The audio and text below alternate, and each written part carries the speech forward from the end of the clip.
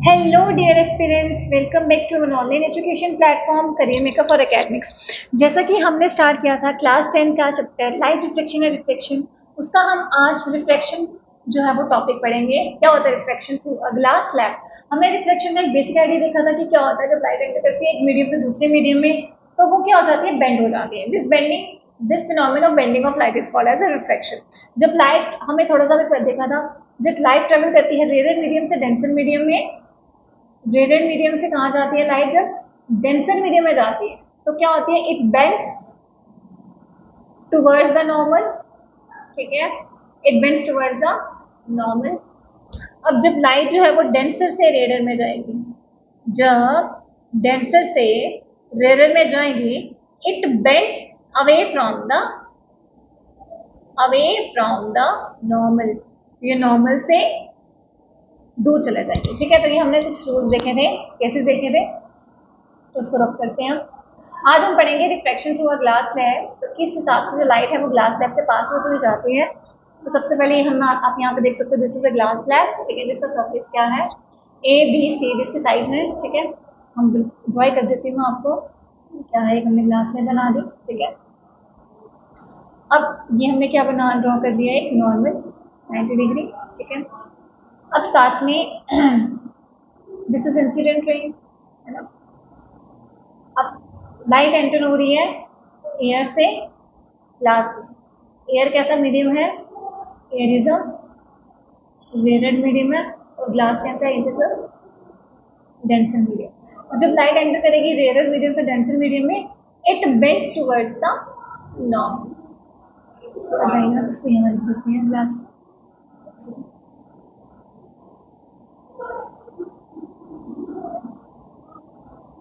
जब light bend करेगी एक बार रब कर लेते हैं। ठीक है, अच्छी नहीं फिर से बनाते हैं। क्या बताया मैंने, एक ग्लास ले बनाते हैं। ठीक है, दिस इज अ ग्लास ले, ये हमने नॉर्मल ले ली।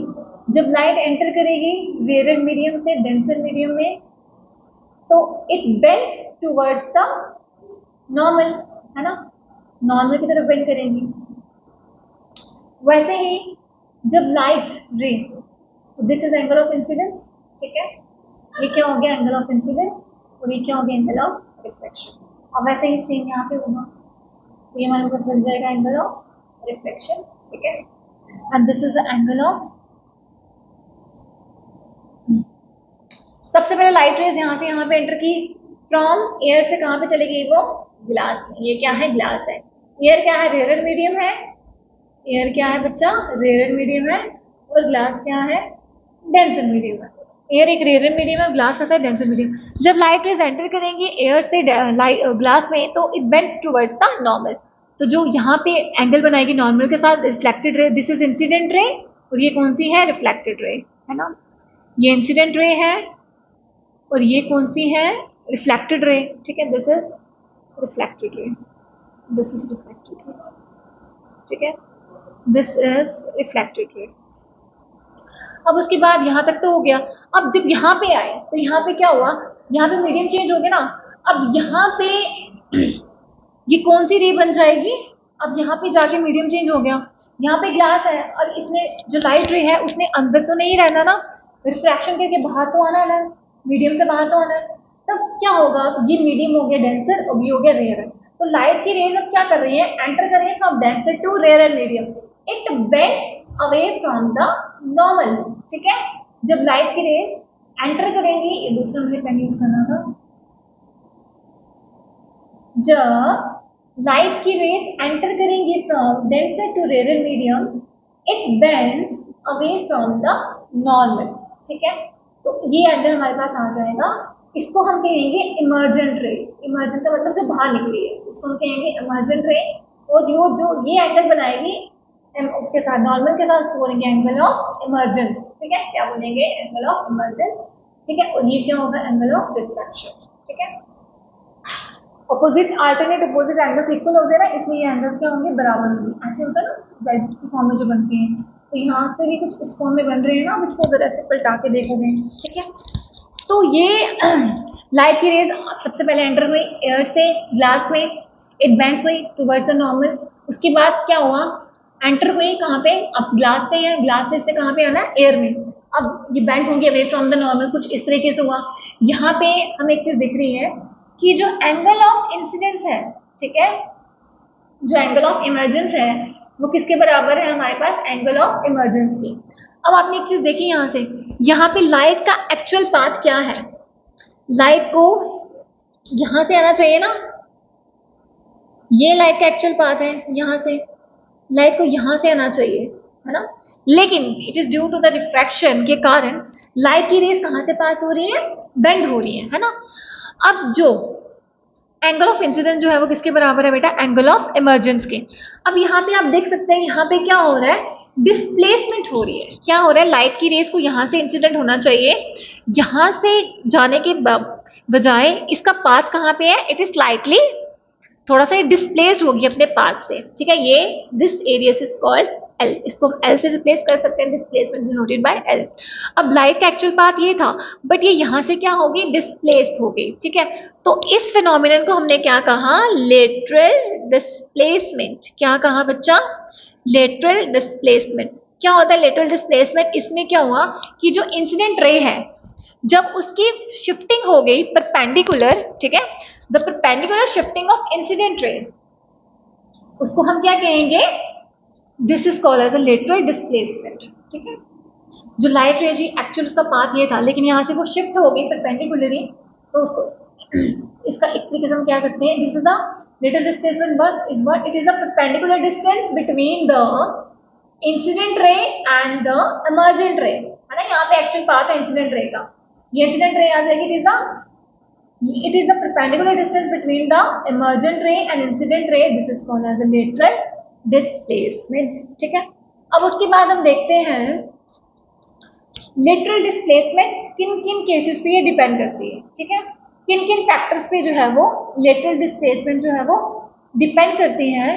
It depends upon the three factors. तो देख लें, आई होप आपने इसको अपनी कॉपी पे नोट डाउन कर लिया होगा, ठीक है।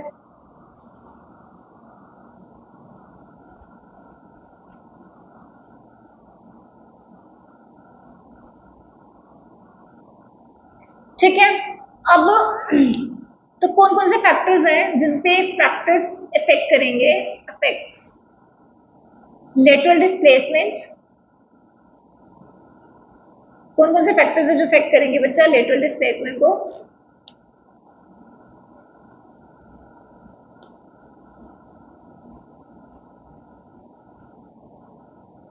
कौन कौन से फैक्टर्स हैं जो इफेक्ट करेंगे लेटरल डिस्प्लेसमेंट को। सबसे पहला हमारे पास आ जाएगा एंगल ऑफ इंसिडेंस, ठीक है। जितना ज्यादा एंगल ऑफ इंसिडेंस होगा उतनी ज्यादा क्या होगी, lateral displacement. More the angle of incidence more will be the lateral displacement, ठीक है। आप देख सकते हो यहाँ पे, अगर ये हम एंगल ऑफ इंसिडेंस बढ़ाते हैं, जैसे ये है ना, यहाँ पे देखो ये, अब यहाँ पे एंगल ऑफ इंसिडेंस अगर बढ़ गया, ठीक है, क्या हो गया, एंगल ऑफ इंसिडेंस अगर बढ़ गया, अगर ये है, ये एंगल ऑफ इंसिडेंस कम है यहाँ पे, अगर यहाँ पे एंगल ऑफ इंसिडेंस बढ़ी, इसका मतलब ये इंसिडेंट रे यहाँ पे जा रही है, अगर यहाँ से angle of, this is normal, ठीक है, इसको आप एक सेकेंड यहाँ पे बनाते हैं, इसको रब करते हैं। जैसे ये क्या बोला मैंने, ये क्या है, दिस इज नॉर्मल, ठीक है। अब ये एंगल ऑफ इंसिडेंस यहाँ पे क्या हो गया, हमने बढ़ा दिया, तो एंगल ऑफ इंसिडेंस अगर बढ़ा, है ना, एंगल ऑफ इंसिडेंस क्या हुआ, अगर बढ़ा, यहाँ से पास हो रही है ना, एक सेकंड बेटा, ये आपको क्लियर नहीं दिख रहा शायद, यहाँ पे क्लियर करके बनाती हूँ, दिस इज, है ना, ओके। अब उसके बाद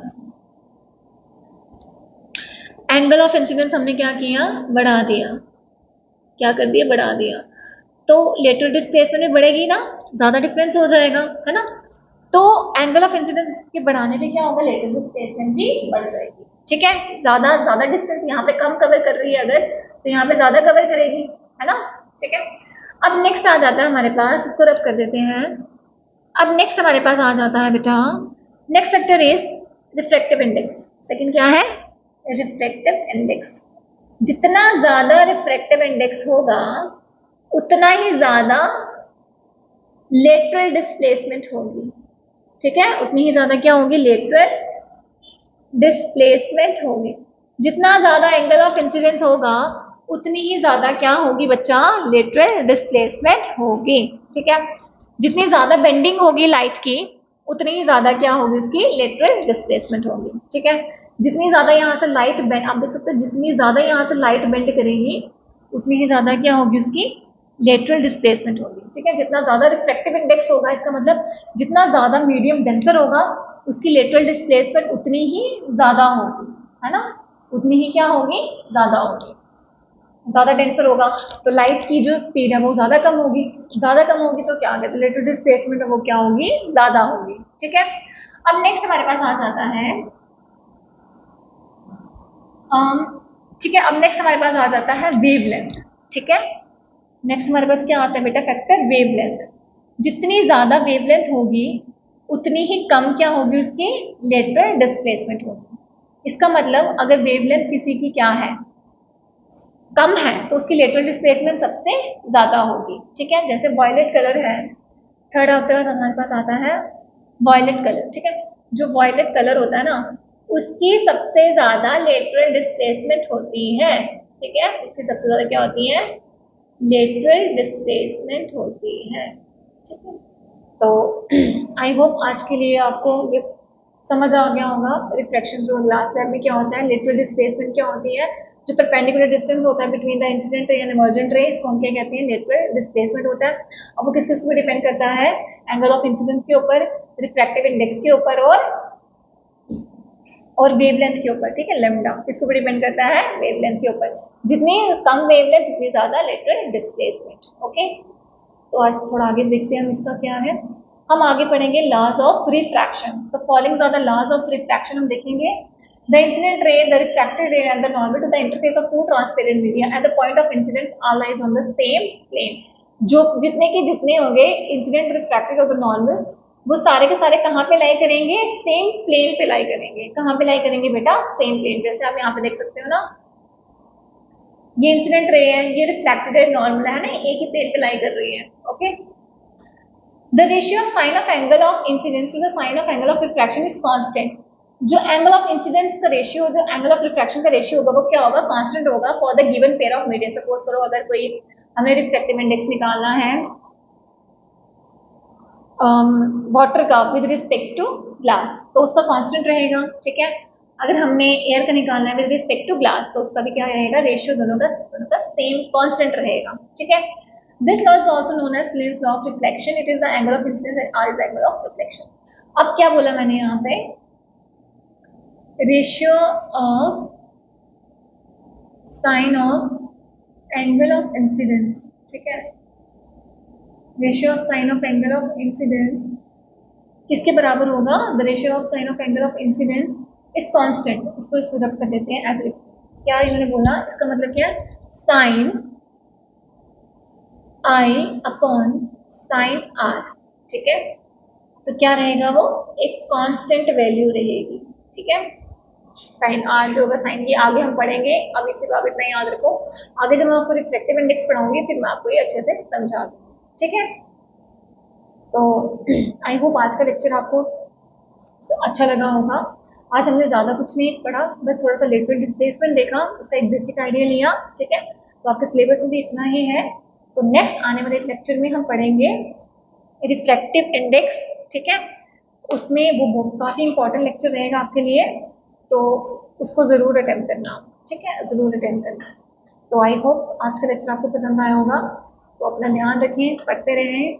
अगर आप हमारे ऑफलाइन बैचेज ज्वाइन करना चाहते हैं तो आप इस नंबर पे कांटेक्ट कर सकते हैं 9682554546। ठीक है, तो हम आपको क्लासेस प्रोवाइड करते हैं फ्रॉम अकेडमिक्स का 7 से लेके 12 तक, ऑल स्ट्रीम्स होती हैं। ठीक है, उसी के साथ आपको ऑनलाइन हमारे लेक्चर्स के मटेरियल आप फर्दर अगर वो हमारे तक एक्सेस करना चाहते हैं तो आप हमारा ऐप भी इंस्टॉल कर सकते हैं। ठीक है, जो करियर मेकअप के नाम से, करियर मेकअप के नाम से है। ठीक है, आपको इसका लिंक जो है वो डिस्क्रिप्शन बॉक्स में मिल जाएगा, वहाँ से आप डाउनलोड कर सकते हैं। हमारे ऐप पे हमारी क्लासेस हैं, पूरी फुल वीडियो कोर्स है, फ्री में वहाँ पे कोर्सेज चढ़े हुए हैं, आप फ्री में हमसे वो देख सकते हैं। ठीक है, तो आपको कुछ नहीं करना है, बस आपने प्ले स्टोर पे जाना है, हमारा जो ऐप है उसको इंस्टॉल करना है और अब वहाँ पे फ्री लेक्चर्स आपको मिल जाएंगे, साथ साथ आपको स्टडी मटेरियल भी मिल जाएगा। ठीक है, उसके साथ ही साथ जैसे आपने मॉक कोई 11th के लिए 11th 12th जब आपका सिलेबस कंप्लीट हो जाता है तो आप टेस्ट देना चाहते हैं तो आपको उसमें वो टेस्ट सीरीज भी मिलेंगी। ठीक है, जो आपके लिए फ्री ऑफ कॉस्ट रहेंगी। ठीक है, ओके बेटा, तो अपना ध्यान रखिए, पढ़ते रहिए, मिलते हैं अगले लेक्चर के साथ।